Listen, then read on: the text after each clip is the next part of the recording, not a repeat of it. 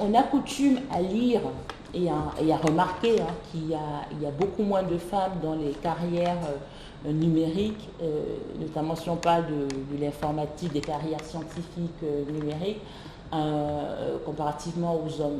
À mon sens, il y a deux problèmes fondamentaux. Il y a un problème de pipeline, de sourcing, combien de femmes tentent même de se former dans ces domaines-là.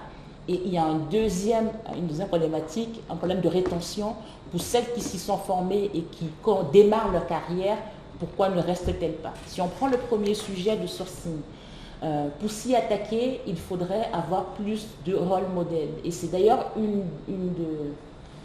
Je suis assez discrète de nature et ça me demande beaucoup d'efforts, je vous assure, de réaliser, de faire cette chaîne, de réaliser cette vidéo.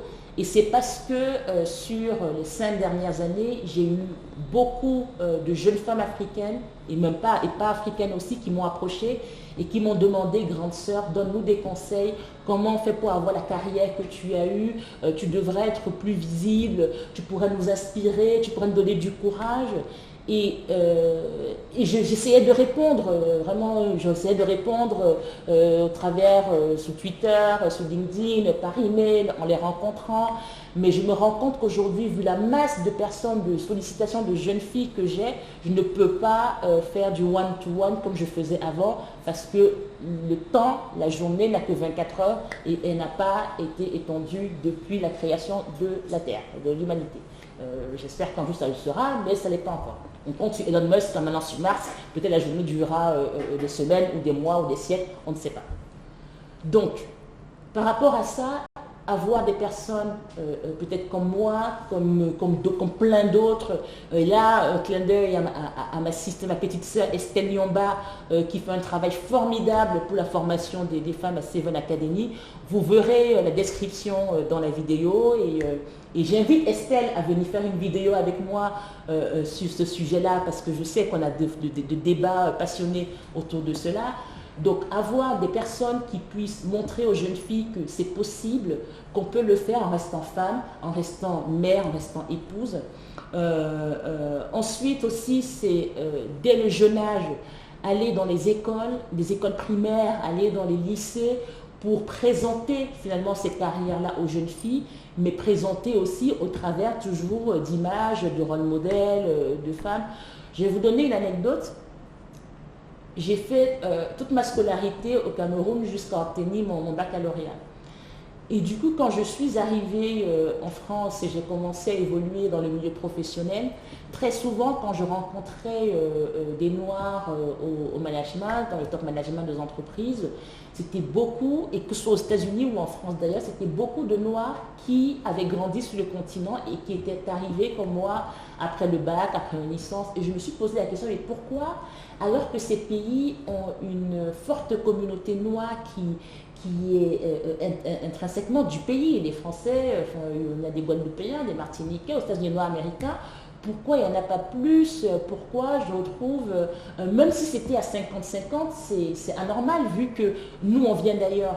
Et c'est parce que, ayant grandi en Afrique, j'avais ces rôles modèles. Mon président est noir, le PDG, les grands patrons d'entreprise sont noirs. Enfin, voilà, j'ai ces rôles modèles. Donc pour moi, c'est normal que quand j'arrive dans le milieu professionnel, j'aspire à être à la table des décisions, puisque j'ai grandi en ayant des personnes aux personnalités fortes qui me ressemblaient, qui y étaient aussi.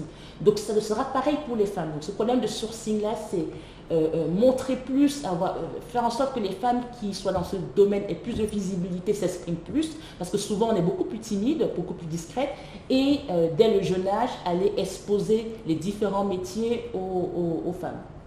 Et en plus de ça, quand on expose les différents métiers aux femmes, faire aussi comprendre aux jeunes hommes dès cet âge-là qu'il y a un respect mutuel à avoir, parce que, et ça fait la transition avec le problème de rétention, parce que même quand j'ai vu des jeunes filles intégrer ces carrières numériques, être ingénieur et commencer à travailler, honnêtement, être une jeune fille dans une équipe de 10 bonhommes, En informatique, c'est pas facile parce qu'avec les blagues douteuses, les harcèlements sexuels ou en tout genre qu'elles peuvent subir, et souvent elles ne sont pas protégées par leur hiérarchie, c'est pas évident. C'est pour ça aussi que même dans les domaines universitaires, il y a de plus en plus des voix qui s'élèvent contre le fait que même quand les femmes arrivent à traverser déjà tous ces challenges pour pouvoir se former, pour pouvoir entrer dans le domaine, elles restent très peu, elles n'ont qu'une hâte, c'est de ressortir, parce qu'elles ne sont pas valorisées, parce qu'elles ne sont pas respectées,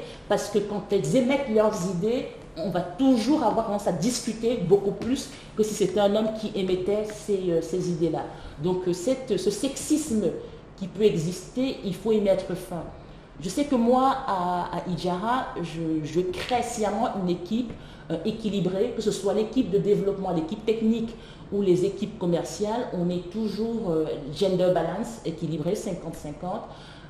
On a des femmes managers, on a des hommes managers, et tout le monde dans la boîte sait que chez moi, c'est un no-no de faire des blagues sexistes, c'est dehors. Et ça, c'est quelque chose que j'ai appliqué depuis, même quand j'étais au top management, au comité exécutif de plusieurs boîtes en France. Mes anciennes équipes peuvent en témoigner. J'avais une tolérance zéro au manque de respect, jugement sur la race, sur le sexe, sur l'orientation sexuelle. Il faut vraiment que des personnes qui aient le pouvoir puissent tracer cette ligne-là et se dire, voilà mes valeurs éthiques. Voilà la frontière qu'on ne dépasse pas. Et même si j'ai le génie dans mon équipe, la personne qui, pour moi, apporte le plus de valeur, les meilleurs codeurs, s'il fait une remarque sexiste, c'est un avertissement. La deuxième fois, c'est out. Parce que ces valeurs-là, c'est elles qui construisent le monde de demain. Ce n'est pas qu'une histoire de profit à court terme, c'est une histoire de société qu'on veut, société pour nos filles et pour nos fils. Parce que vous avez des filles, vous avez des sœurs, vous avez des cousines, vous avez des amis. Donc pensez à elles.